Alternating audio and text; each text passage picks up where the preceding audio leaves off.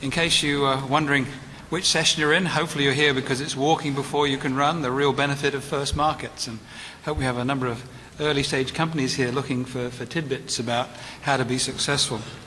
Let me introduce myself. My name's Des King. I'm president of Chevron Technology Ventures, and I'll explain a little bit more about that later. But this topic, I think, should be of great interest to those of you who are early stages of your company development or thinking of forming a company. Because when you look at the energy industry, it's huge and multi-billion-dollar market segments. And so capturing just a small sliver of that large market can be a very successful business. But even capturing a small sliver is still a large challenge, both from a capital intensity standpoint and the time it takes to build that business to be significant, to even gain a sliver. So this panel will explore and give advice to early stage companies about how best to proceed as you're starting to get up and running. And particularly, when is it advisable for an early stage company to target maybe a smaller market first rather than swinging for the fences and going for the big size of the prize? Or is that okay? So we'll explore that with the panel. And I'm pleased that we've got a very distinguished panel with us today, with three entrepreneurs and one investor. So we've got Emily Liggett, who's here, who's CEO of Novatorque, Inc. Then we've got Neal Hunter, who's the co-founder and former CEO of Cree, Inc. Kathy Ayers at the end there, who's the Director of Research at Proton OnSite, and Sven Strohband, who's Khosla Ventures. So just to introduce myself, why am I here? Why is somebody from Chevron with this group, you should say? Because everybody knows that Chevron's a large energy company. But actually, my group, Chevron Technology Ventures, invests in startup companies. And our goal is to bring technology into Chevron from these companies that can help Chevron's base business. And that's everything from technologies such as biofuels, other renewables, software, even hardware. And so we look to bring those in and really benefit Chevron's base business. So we've got a vested interest, and certainly I do, in understanding how a startup company can be successful. So when we look to invest, can we make sure that we learn from our panel here what are some good things to look for? But let me start with some questions. Firstly, Emily, you've had a lot of experience. You've been a successful entrepreneur for 30 years. And before you were CEO of Novatorque, you were CEO of Apexon, and then before that, CEO of Capstone Turbine, and before that, Raychem, and before that, DuPont. So a very distinguished, broad career from large companies to startup companies. So maybe you could start by telling us a little bit about Novatorque and how Novatorque and your other businesses have evolved, but then describe the benefits and challenges of walking before you run, and only what are the benefits of an intermediary market or the disadvantages? Thank you. And you know, I've never thought about these markets as being small markets that we're going after. And I often trip when I run, so I find it better to walk first or crawl first as it can be. So I think I'll talk mostly about Novatorque. We're a high-efficiency electric motor company. So it's about energy efficiency. It's a product. I am a product person. I like to touch what I sell and see it. So, and I'll also talk a bit about Capstone Turbine. Capstone was one of the leaders in distributed generation some years ago. And so they're the same in that they're electromechanical products and hardware and capital involved. They're dissimilar in that Capstone was trying to create a whole new movement of these microturbines and trying to do to the big electric companies what the PC had done to the mainframe computer business, right? So that they had this David and Goliath look in that way. And that Novatorque, we're replacing premium efficiency induction motors, an enormous embedded conservative market, not particularly interested in a newcomer. And so it's a different angle at what we're trying to do. But for us, I think, we often hear in startup land that startups die of indigestion more often than they die of starvation. And I think when you have a great technology and you're looking at these big markets, it's hard to stay focused. It's hard for the engineers to stay focused. The next shiny object flies by and it always looks a little shinier than the one you're pursuing. And so knowing, when to stick with what you've got because you're really close and you think you can get there versus throwing that out and starting over, it's always a tough call, and how you think about doing that. So to me, it's all about focus and making sure you know what you're trying to accomplish in those first markets. It may be you really want to prove you can solve a very difficult technical problem, so you'll look for a different sort of initial application or market or customer. It could be you want to prove that you're commercially viable, and that's what we're doing at Novatorque. We've proved that the technology works, and the question now is, can it be a commercial success? And so we really have picked a sub-market of a very big market. About half the world's electricity is consumed by electric motor. About half of those motors heat and cool buildings. So the HVAC market is an enormous market. We're looking at a very small portion of it. We're looking at 1 to 40 horsepower air handling movements in commercial and industrial buildings in the U.S., which is about a $700 million business. So you can walk from about a $50 billion market for electric motors down to this sub-$1 billion level, which we feel like we can go after. Then beyond that, we're looking for things like we're a small company. We wanted a very efficient sales process, so we looked for OEM customers so we could satisfy, and we did this at Capstone as well, a small sales force could leverage into a lot of large customers, and those customers provided their own service, so we didn't have all the after-sales support to do. So we were trying to look through the whole value chain of where all the costs are, not just initially, but all through the life, and to really think about, from a customer's point of view, what is the total solution that they need. So our customers aren't looking to buy an electric motor. They're looking to have a piece of equipment run reliably on as little electricity as possible. So how do we think about that? They don't want maintenance. They don't want trucks to roll. So you have to think about that whole product. And if you yourself don't offer that all, how can you partner with someone to make sure the customer has a great experience? Because you don't often get second or third chances with these startup markets.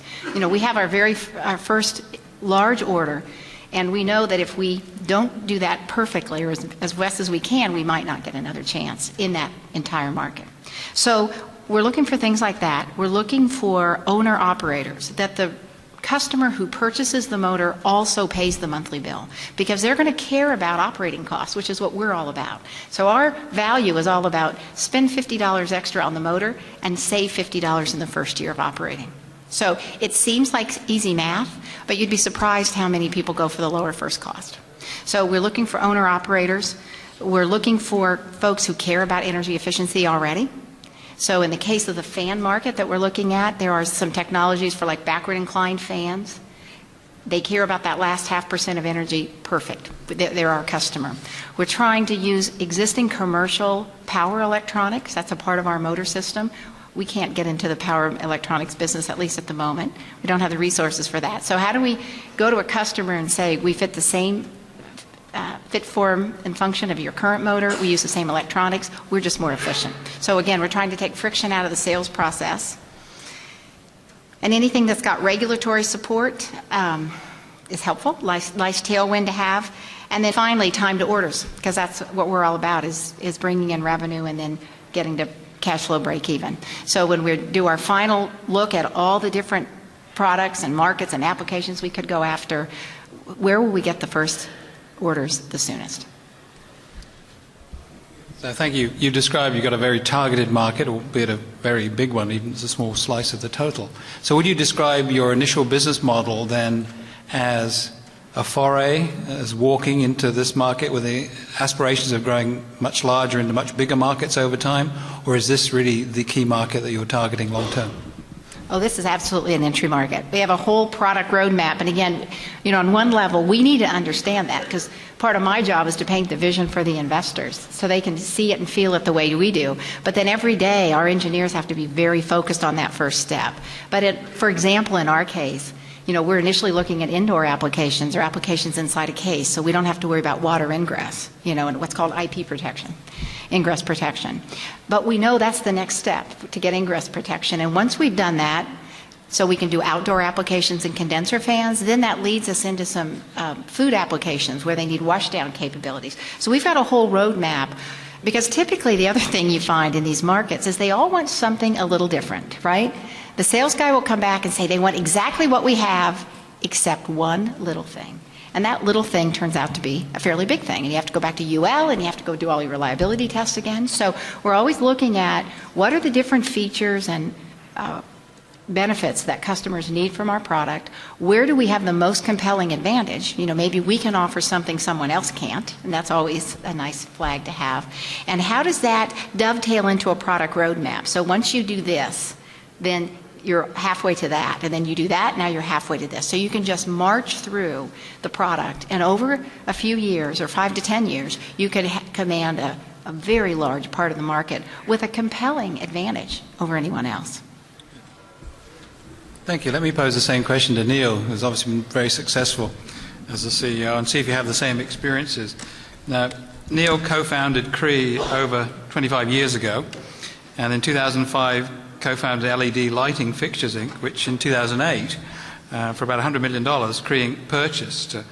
And now the new company's named Cree Lighting, of which you're the president. So a very successful track record of developing companies. So do your experiences jive with Emily's? Do you have the same approach, or have you pursued a different approach? I think that, to start out with, investors are inherently greedy bunch. And so whether you like it or not, you start talking about small markets and their eyes are going to glaze over. So my experience has been you always have to have that what-if huge thing out there. And investors, they've got too many choices in this world today and a lot of capital to deploy. And so if you're talking a pretty small market, for a lot of investors, it's going to be hard for them to deploy the amount of capital that they want to. So venture funds, for instance, they may want to start with 100,000, $500,000, but you can't do a syndication very easily with those small amounts. So part of it is just the size and the mass. I've been lucky enough to get involved in every single one of the startups with platform technologies. These are technologies that are useful across a wide array of applications. And I think it's very key when you're looking at any startup situation to not be focused on only one thing, or else we die. That's not a really good situation to find yourself in. So in the example of Cree, the original Cree, we leveraged government SBIRs. In 1987 we started, and the first thing we did was write a lot of SBIRs. And so in the beginning, Cree was 97% funded with government funding and then 3% product. And then over a 20-year period, we've turned that around to where we're a $1.4 billion revenue company, and now 98% funded with product revenues, 2% with government. I think that's really key to look at what you can leverage out there. And again, if you look at the way our markets went, we went after a platform technology in silicon carbide that had many uses. The blue light emitting diode was one of those that we just happened to have. Now, our original business plan way undershot where that was going to go long term, but it was a place for us to start and to cut our teeth. Now, I think our business plan called for it to max out at $14 million of sales and then fade away, and today that gives us about $1.2 billion in sales. So we kind of missed that one, or missed the mark. But the point being that, we had the blue light emitting diode. We also had power electronics, which is just a wonderful division that we have today. To your point, we're making power electronics and driving efficiencies, much greater efficiencies in motor control in so many different application areas. So I think the real lesson is, can't ignore that investors are going to be greedy and they're going to want to go for the big markets. You do have to walk before you run, there's no doubt, and you can do that, especially in complex technologies. But going into a technology where you have a platform is really key. I think many of the mistakes that have been made, solar being one of them, is just not understanding and being realistic about the technology. How quick is it going to scale? Where is it going to be useful? I just think I see so many mistakes being made again and again where you get the rose-colored glasses on with a technology and kind of chase it, and the money starts coming in and off we go. But how do you manage your investors? Some who want a quick return, others may be willing to wait a lot longer with the capital intensity of developing the business. I'm still waiting to find that long-term investor. So, they'll talk a good game, but after 6 or 12 months they get kind of impatient. But I think you just have to realize that long-term, I think in the business we're in, is probably 2 to 3 years, and that would be an eternity. But we're cycling technology and doing turns at probably the rate of 10 times a year of new things. And if you look at our lighting market right now, we've come into lighting world that was just an old line kind of metal bending technology. I'll say technology, a metal bending business. We've gone from nothing in lighting sales to the 6th largest lighting company in the United States in 4 years. We're the largest solid state lighting company in the world right now and the fastest growing. So we went from 0 to 500 million in sales in 4 years. And that's applying high-tech principles to an old line business. So that's something you can definitely put some jet fuel in. Yeah, I'm interested. You talk about long-term being 2 to 3 years, being in the sort of energy business from discovering an oil well or a gas well to bringing it to fruition often is 25 or 30 years to get to the scale, and you need very patient investors there. I think that, but when you talk about scale, I think, again, mistakes are made that we have to, we're going to have to make this $400 or $500 million investment at some point. At some point you will, but you still can prove, in many, many cases, you can prove that model out way early in the cycle. And again, folks generally don't want to do that unfun, tough work up front. That's what I find. Maybe go to Kathy, if we may, next, because you're in the middle of it as a director of research. It's always tough. Kathy's been at Proton Energy Systems since 2007, and she's responsible for setting and executing Proton's R&D strategy in membrane-based electrochemical devices, as well as overseeing Proton's military and aerospace programs. Before Proton had 10 years in research at the Energizer battery company, which everybody knows the tagline, so I won't embarrass you with it. But can you describe how Proton's evolved and the tension you feel as director of R&D is being diverted into these small intermediary businesses, taking away from your folks' desire to go for the big prize, the big development, the big business? How do you manage those tensions between the short-term and long-term goals of the company? So Proton is basically a hydrogen generation company. We make on-site gas generators based on proton exchange membranes. So we're taking water and electricity and essentially using a fuel cell backwards.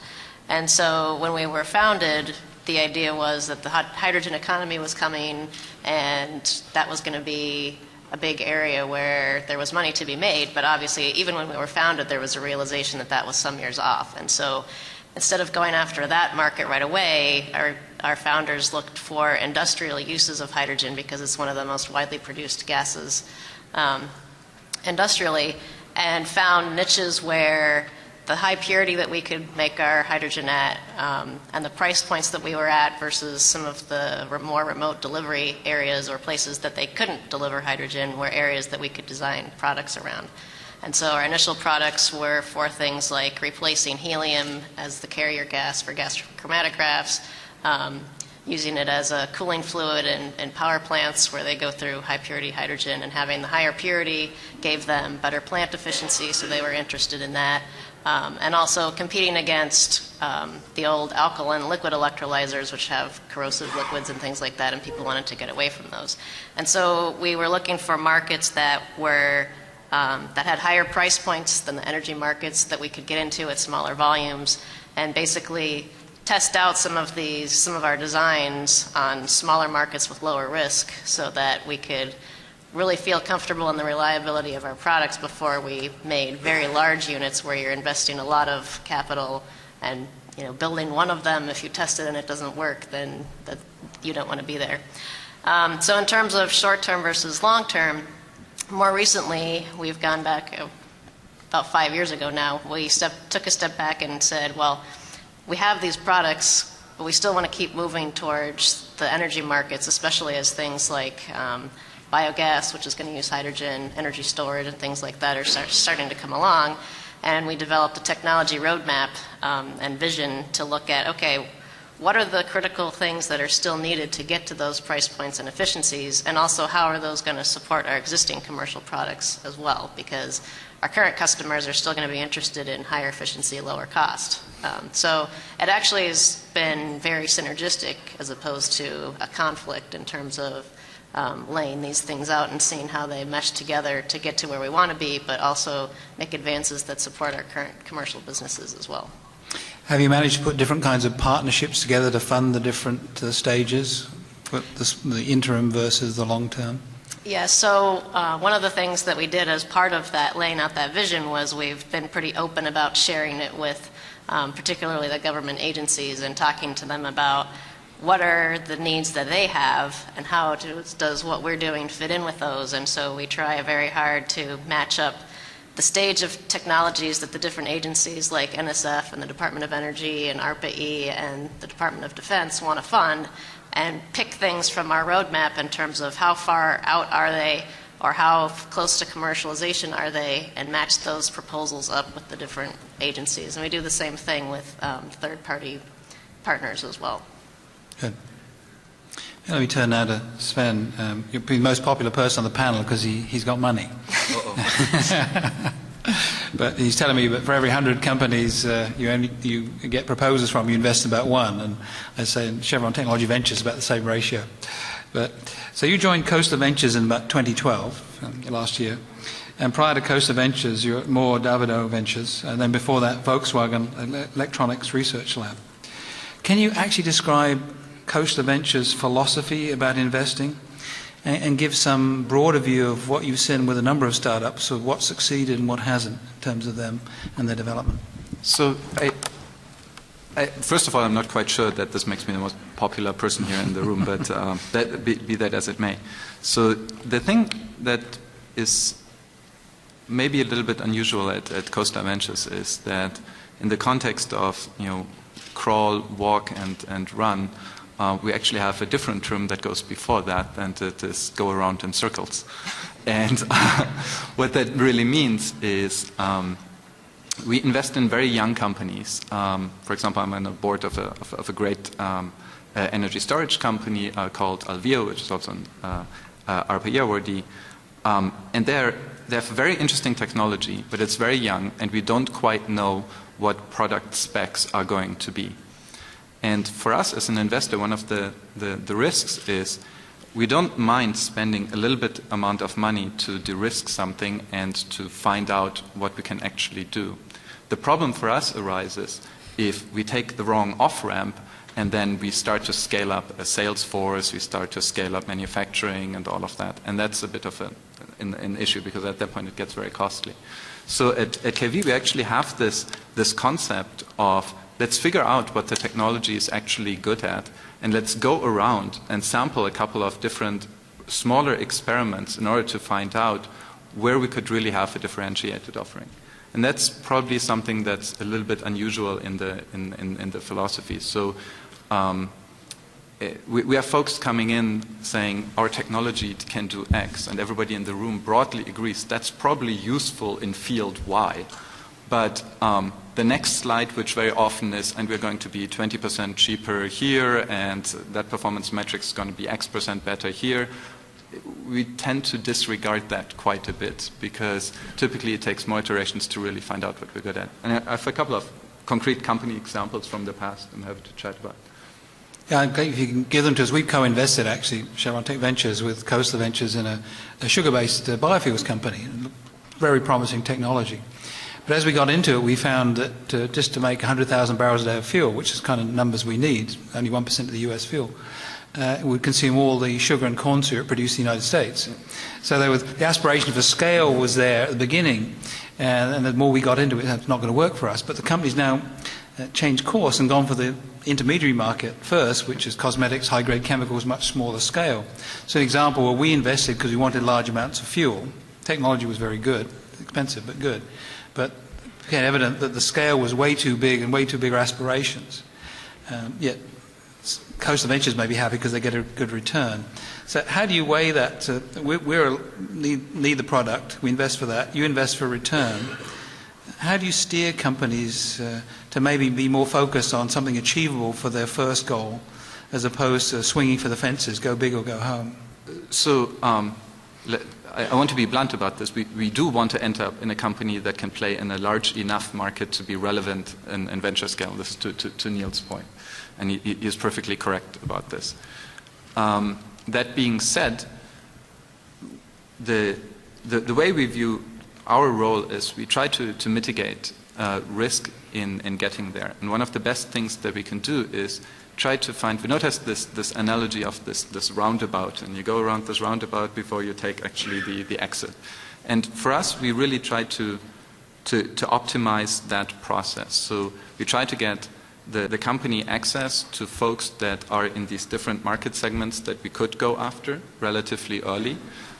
We try to match the technology very well with these market segments that we have a shot here going after. And that is probably the most exciting part of the work that I get to do, because I have this odd title of being CTO in a venture shop, and I'm an engineer by training. So finding out what a base technology can actually afford and where to go after, and then making certain that you don't get stuck in this special niche market you can never engineer yourself out again, and the company becomes addicted to very high margin, very low volume sort of product. That's actually kind of tricky. What I mean by that is, for example, it's an experience in my past. There was a company, I'm not going to name, they built fuel cells. And their first customer was the military. And the good thing about these particular fuel cells was that you have complete assurance of how much energy you're going to have. So if you need a 2-hour mission, you could be certain you had energy for the 2-hour mission. Extremely long shelf life, very robust, and all of that. And that's a good entry market. It's very high volume, very high margin. The question then is, where do you go from there? Is the next best market also a good one? And so you can think about all kinds of interesting things, like, for example, the recording industry. Missing your shot is a huge problem when you run out of battery. Maybe they value this. Turns out that margin structure that was specific to the military, building, for example, UAVs, does not really exist to that extent. And so you're now stuck in a world where you have optimized your entire technology for an initial market that could get away based on a budget decision like that. That is a very uncomfortable point. So this is something we're trying to optimize. Find something we can crawl into after going in the roundabout, but then make certain the road doesn't stop there. It actually goes further. So to Neal's point, it's a platform technology, that's one way, or there's a very natural market extension or something like that. I think you raised a good point about exit strategy. When's it time to exit? And it's the holy grail of a startup company to have a successful exit. Rarely is it to grow a large organic business. Now, Emily, you talked about some of your business plans, but motor manufacturers typically have grown through acquisition rather than organically. How do you manage that tension in your business, or do you not think about an exit model as you develop the business? Yeah, well, in general, we just focus on being a very successful business, and the other good things will happen. But of course, we do get questions about exits and what that might happen. I do think there are motor companies that do their own development for next generation products. So I do think there are some. I think there probably has, in general, been more focus in the past years on cost reductions than there has been on new platform technologies.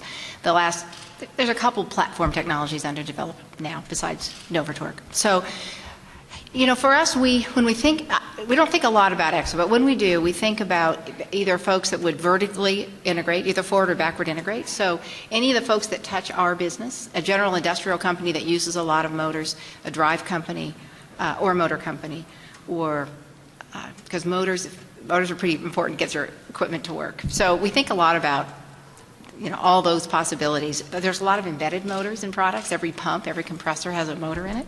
So there's a whole ecosystem of folks that care about motors or generators. That's another market. Again, it's off in our roadmap, but we also have a highly efficient generator. But that's a whole different set of customers and challenges that we're not prepared to address at this point.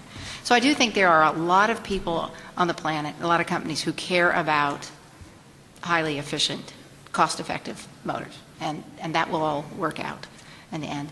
And we haven't ruled out the thought of an IPO. They're just not happening very much anymore, right? That's just the reality of where we are. But we're mostly focused on getting to cash flow break even and growing the top line, growing the bottom line, and can keep building new products. Neal, you have any advice on exit philosophy, or whether that should just be back of mind, like Emily was saying, and it will happen eventually when the time is right? You can't force it? Yeah, I think it's very hard to engineer an exit strategy. I mean, I think you need to go in with their eyes wide open, but what Emily just said is exactly right. I mean, you're focusing on profits and growth, and your doors will open. More doors will open if you do the right thing. So, give me a high growth revenue company with margins, and I'll give you a lot of folks that either want to buy it or IPO. For the right companies, that window opens. Good advice for startup companies. Now, in the remaining 25 minutes or so, I think it'd be great to get the most benefit if members of the audience have some specific questions. You can either tweet them in, or there's microphones going around as well, actually. If you want to put your hands up, we can get a microphone to people.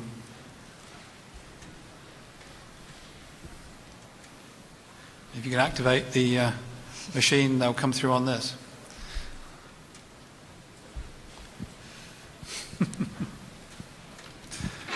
So you can fire them through. I'll pick them up on this. Thanks. Is it on? It was on earlier, so let's see if we need to turn it on. There we go. No, it's locked. But you need a password. Thank you. So we'll go with the microphones from the... I think it's just easier to talk. There we go. Password protection works. So microphones going around. There's some at the back. Please put your hand up. One question. Yeah, I'll kick off. Question for Sven. You talked about how your companies, you encourage them to sort of go around in circles before you find the right ramp to launch off. Well, I can see in some circumstances that's kind of obvious which ramp it would be, but I can imagine in a lot of cases where it's not so obvious, especially to detect which is the right ramp to launch off of. So can you talk a bit more about that in cases where it's a bit more lucid? So yes, that's difficult. The point I'm trying to make is that in a lot of venture pitches, the idea is that we already know, and this is at the Series A stage. We're going after market X because we have that base technology and we know exactly what our product is going to be and all of that. And in my experience, 9 out of 10 times that turns out to be not entirely correct. It's the same market segment, but the sophistication of what exactly we are building and how exactly we're going to sell that, and all of that is basically unknown, because most of the companies we invest in are from technologists, and there's an interesting base technology. So going around in circles and finding the correct off-ramp is non-trivial, and this is why we actually would like to fund the company explicitly to develop the technology further so we can make a more educated decision about it. That is no guarantee that we're always going to find the right one, but at least we're giving the company money and time to actually figure it out, as opposed to saying from day one, this is what the trajectory you need to be on. Another question from the floor? Please raise your hand.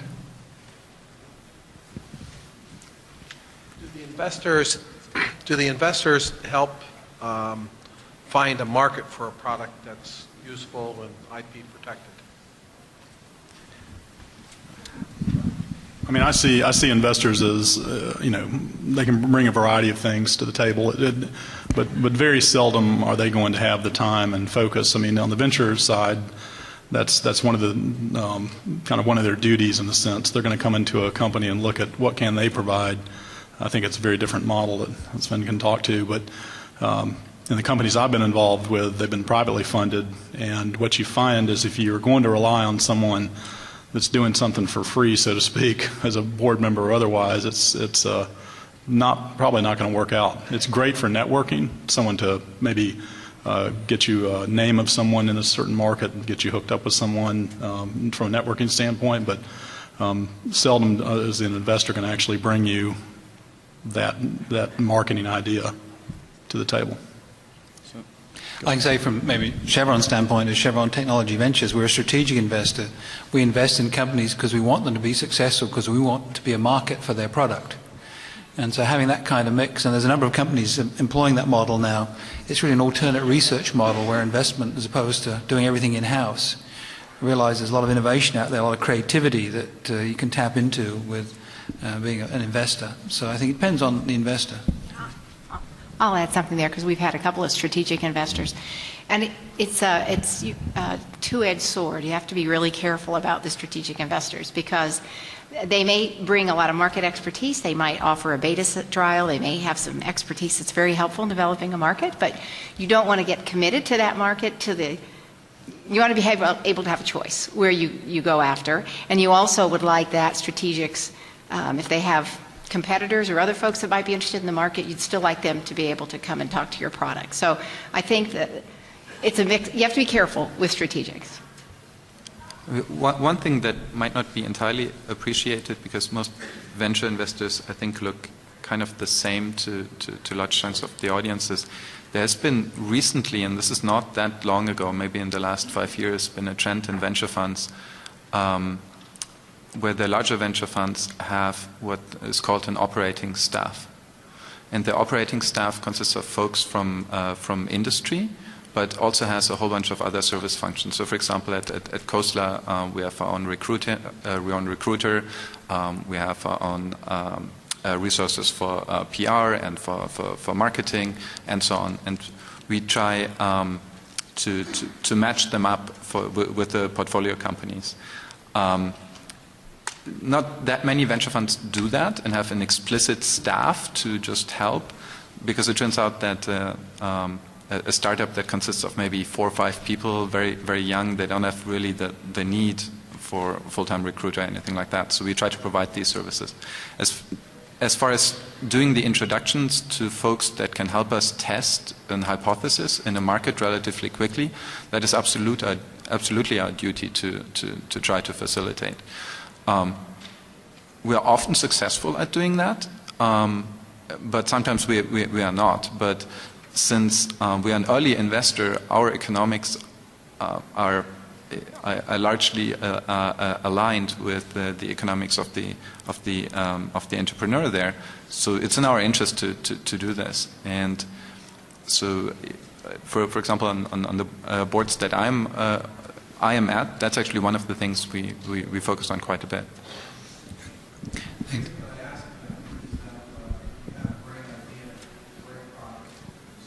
Physically proven, yet Can you speak in the microphone? to get to the, like my product is an automotive type product, a brake rotor, to get it to the big automakers is like impossible to break through the iron barrier. Got one question to come in electronically here amongst others. May I direct this to Kathy? Is Invention essential to be an economically sustainable company? Is Invention what? Essential. So to be a developer of technology. For us, it has been. Again, going back to the technology roadmap that we have, we've tried to lay out not only what do we need to do to get to the targets that we feel we need to be at, what has to happen to get there. So in our products, we're basically trying to produce hydrogen at hundreds of pounds per square inch using a membrane that's 1/100th of an inch thick. So there's a lot of technology that goes around that, and we've had to be pretty creative in terms of coming up with design principles and looking at new materials and understanding those, and we work with a lot of partners to do that, whether they're national labs or universities or other companies. And so innovation has been very important in terms of advancing our products and continuing to come down the cost curve and up the efficiency curve. So, I'd like to go ahead, Neal. I'd just like to say that one possible way to get to market is owning the channel, so to speak. So getting close to customers, setting up channels is also a great way. It's you don't have to always do the tough in-lab work. You can if you can access technology and bring it to a customer. I've seen that done many times, and too many times I've seen those people make all the money, and not the technologists. So that's definitely something to keep in mind. Good. And I think Question. Go ahead, Kelly. we found that also, but a lot of the materials that we use, because they're so similar to the fuel cell markets, we've had to adjust certain things in order to make them work in our products. And so that's where all the the innovation and creativity comes in, is in trying to figure out what do we need to do differently, or what do we need to ask our partners to do differently from what they're already doing in order to make those same materials work for us. I'd like to hear comments from the panelists on what I see is kind of a disconnect between a very small market that you could walk before you run that had a high degree of visibility into the total addressable market and perhaps higher accuracy, versus claiming that that is a platform play that might be 100 times greater, that has less visibility. So in other words, you walk into investors and say, have a great idea, it's a billion-dollar TAM, and they might say, well, that's not really enough to get us interested. But then if you say, oh, it's a $100 billion TAM, then your information is more hazy, and then you lose credibility in that sense also. So I'd like to hear comments on finding that balance. So this is not advice to how to construct that in a pitch deck, but I just want to give a concrete example by what I meant by finding a market that can be extended then into the others. So for example, we are an investor in an LED company called Sora. And Sora produces GaN-on-GaN semiconductor material that is used in LEDs. And this company is now further along, and we discovered a couple of good things about that material system. It has a very, very low defect rate. That means that we don't have a problem that is common in the LED industry, which is called droop. So at high current densities, these things get less efficient. So they get around the droop problem. And another thing that we discovered is that we can go down to the violet spectrum, so we can have very, very good light quality. And so the overall lighting market is a very, very large one. But to get started in that lighting company and to build a large company, given what we are good at, it is natural to go for things that need very high current densities, so very few LEDs on a very small spot. And the other thing is high color quality. So it's basically high quality spotlights is probably the thing you should focus on, as opposed to, for example, area lighting. And but there is a base technology that underlies it, which is GaN-on-GaN, which has a couple of inherent advantages, and they could also be applicable to all kinds of other areas. But this is kind of the initial sweet spot, and it turns out that market alone is already large enough from the viewpoint of an investor with $1 billion fund, because the entire lighting industry is a very large one. So that's what I meant by that. And to address the question of what should I say in the pitch deck, should I say the $10 billion market versus the $1 billion market, and one is a little bit hazier than the other, I would just submit both of them are pretty much equally hazy, so it doesn't really matter that much, because most likely it's useful to say this fits in this area and is distinguished because of that. It's not necessarily so good to estimate with perfect clarity of we're going to replace Siemens product line X and Y at that very, very early stage. But this is colored from a very early investor. A question on the tablet about timing and patience for Neal, actually. For Cree, how did you overcome the slow procurement model of municipal lighting? In other words, it takes a long time to build a business, and how were you able to manage that time scan? That's a good question. So we had a very successful project with the city of Los Angeles where we're replacing over time 150,000 streetlights, and we've done half of that now, and it's made an amazing impact on their maintenance as well as their power bill. They've had 0 callbacks on maintenance in a year and a half since those have gone in, so that's pretty powerful technology. So you just have to realize that that cycle is going to take a long time. And anytime I hear, if I was being pitched and if someone came within Cree and said, we're going to do this and we're going to go only municipal, I would just say, well, good luck. That's not a market that you're going to attack quickly. They would have to come with a package, a suite, and it would have to say, look, this is going to be municipal and it's going to take some time, but in the meantime, we're going to be able to come out to the consumer market or some other rapid market and capture something. So that goes back to almost walk before you run situation. How important is it to have the right governance board or advisory board so people have a broader view, understand the time it takes to develop these markets as opposed to just the VC investor who obviously wants a quick payback? I think it's mandatory. I mean, of course, now it's mandatory. We're a public company, so it's mandatory on the governance side to have a board of directors, and they're much more involved than they have been in the past. But we spend quite a bit of time doing business planning, not in long cycles, though. We're not looking at 2 and 3 year cycles. We're looking at 1 year plans and a couple of times a year of getting off-site and coming together. But it's really reaching into, a company like ours with 6,000 employees now, you're reaching into the company, getting some external advice. But you've got, what you find is that you're not listening to either the people you have or the data you've collected, because companies collected an enormous amount of data and they tend not to use it. It's really good. What you'll find is, boy, that was the path we should have taken, and it was sitting right under you all the time. Kathy, you have some examples of how governance has really helped you, or the advisory board bad advice has hurt you? Yeah, I would say what's helped as a private company is, besides our board of directors, which is primarily investors, with an independent director who comes from the IP licensing side, who's been very helpful to help us think about monetizing our technology. But we have 2 other boards, advisory boards, that have been instrumental to us. One is a technology advisory board, and one is a market advisory board. The technology advisory board is fairly common with startups. The market advisory board is a little different. We did that because I started at the beginning because I didn't have a VP of marketing, and it was hard to find anybody with motor experience in Silicon Valley or someone who came from a place that had it, like Arkansas, that would move to Silicon Valley and thrive as the VP of marketing for a startup.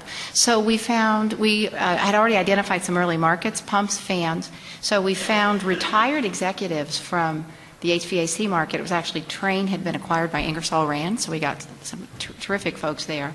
But someone from Baldor, so they were retired, weren't really ready to hang up their shoes yet, and working with a startup was something they'd never done. So we pay them in equity. They have a lot of fun with the startup. They've been enormously helpful in understanding the market and customers, and particularly on the product side. And we're trying to make choices about developing this or developing that or in what order. So it's been a real win-win for us. And we wouldn't be where we are today if we didn't have that market advisory board. And we invite the board, our regular board of directors, to come to any meeting they want. We have dinners every so often, so they have a chance to know them and can call them and can interact. And I think the main board finds it very helpful as well. Some good tips there. And actually, we found that bringing retirees in to help is great too. People who just want to contribute, they've got vast experience, very broad view. Any more questions from the floor? Open it up.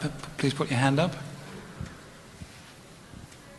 Okay, we've got one on the tablet, which I'll address to Kathy, which is that tension between the marketing and research often. How do you know when you are done walking and should start to run? That tension, marketing want to get there and sell it, and research says, well, we need to work a little bit more on it. How do you know when it's time to stop walking and start running? Well, I think Proton's kind of just at the cusp of that from a market perspective, because we're still a fairly small company. We're a profitable company, but we're still only about 80 people, unlike Neal has got 6,000. But in terms of when do we decide that something's ready to go into a product, one of the things that we've done is really try to lay out a validation plan in terms of, we will look at something at a bench scale first, and then actually get it into commercial level hardware. And we have certain testing protocols that we go through in terms of reliability, duration, things like that, that give us the confidence, and we do the analysis to follow up to say we can project this out to these kind of levels. And that's when we'll start transitioning things. And we tend to do that, again, with our lower risk, lower price point products first, so that if there is an issue, it's fairly easy to contain it. And we also have very good traceability through our products in terms of material lots and things like that. But how do you prevent your researchers letting the perfect get in the way of the good, trying to always perfect it, whereas good is good enough to get out to market? Well, part of that is a challenge, and part of that gets forced by the fact that some of our projects are funded by government contracts, and so we have a fixed budget of this is how much time you have and how much budget you have to explore this issue. And so we try to lay out from the beginning what are the critical things that may come up and what are going to be your mitigation steps. And we analyze that all along the way to make sure that we're not biting off more scope than we can handle within one project. And so when we do run into an issue, we have some time to run a couple of iterations and decide, okay, it's time to make the down select. And it does take some fairly strong management sometimes to tell the engineers, your design review is this day. I want to know what the answer is. Next question from the tablet, thanks, Kelly, is, I think to you, Sven, can you share some specific success stories about energy startups? So, well, I think we share one, which is Kior. The one that I am most excited about, since I'm new in KV, is the one that I'm most involved with. But that's a very young company, Alveo. I mentioned them before. So I think that the energy space is still one that is tough for venture folks to figure out.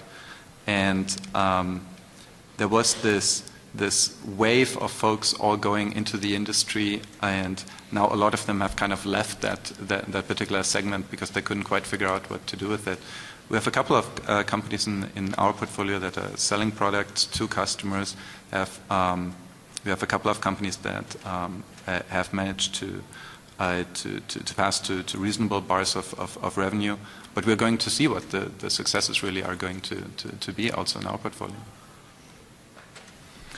Yeah, I can talk about some that we've invested in, and it's people that are very focused in a specific area. It's propants, which is the material used when you frack to hold the fissures open. This company came up with nanomaterials so the fissures stay open wider for longer. And we're doing a trial right now, but if that technology takes off, that could be hugely successful. And again, it's somebody who's very knowledgeable in the industry, taking a very specific approach, and then we'll replicate that over and over again. But they were very targeted and very knowledgeable. Another one, I think we talked about the biofuels one, Kior in particular, we haven't talked about specifically, but where they're converting wood chips to biofuel, and the first plant is starting up right now. And so we've, through our joint venture with Warehouses, supplying all the wood chips to that facility, and we're taking 40% of the offtake, so we'll be the leading blender of advanced cellulosic biofuel in the country this year as Chevron, but it's only 300 barrels a day, but it's a start. And there's a company that pulled together Kior, a number of experienced people from the oil industry and catalyst industry to design the equipment. So they brought in a lot of experience before they even got started, and it's a different twist on an old idea, but using wood chips as feedstock as opposed to oil. So some examples are seen where experienced people taking their background but then applying it into a slightly different area. And I'd like to comment just on the energy business. So much time is spent on the generating side, and we spend all of our time at Cree on the efficiency side, or conservation. Ooh, that's a dirty word, on the conservation side. But that's where we make a lot of money, and you don't have to have a lot of subsidies. I mean, the best energy is the energy you never use. Fully deployed LED technology will save the U.S. 15% of its electrical energy consumption. You can save 15 to 18%. Our power electronics on the semiconductor side will throw in another 3 to 5% when fully deployed. That's a 20% number just on what we're working on. And we're all about energy efficiency. We don't do any generation. Generating projects are extremely expensive. They're always talking about scale. We were up and running very quickly with no subsidies or very little subsidies, and delivering good return on investment in LED technology and lighting technology very quickly over a 3 or 4 year period, with paybacks now in some instances as low as 4 months. When you're up against the power hog, which is the incandescent, it's pretty easy pickings. So we like our chances there. But I think the big point to make is the generation side gets a lot of press. Efficiency is where it's at in my book. I think it's a very good point to end on, actually. The best energy of all is the energy you don't use. And I think energy efficiency is something that doesn't get enough I'll go for that. And I think some good examples here on the panel. A lot more questions. Unfortunately, we don't have time for them. But I wanted to thank, firstly, the panel for giving some insights into what's worked but also hasn't worked in various businesses over the years. Thank the audience for coming here, staying late to the end of the day. Hope you got some good tips out of this, which will help you as you have your startup company grow to success. And I think what we found, there is no right way. But sometimes going small to go big is good. Sometimes you can go big, but swinging for the fences is a more risky strategy, but does pay off sometimes. But I'd like to thank you for your insights. I've certainly learned a lot about startup companies and helps me as we invest. And also like to thank one person before we leave, which is Casey Gerst, who actually organised the whole session from ARPA-E. So thank you, Casey, for putting this all together. So thank you very much for your time, and hope you had some good insights. And I wish you every success as you start up your businesses. Thank you.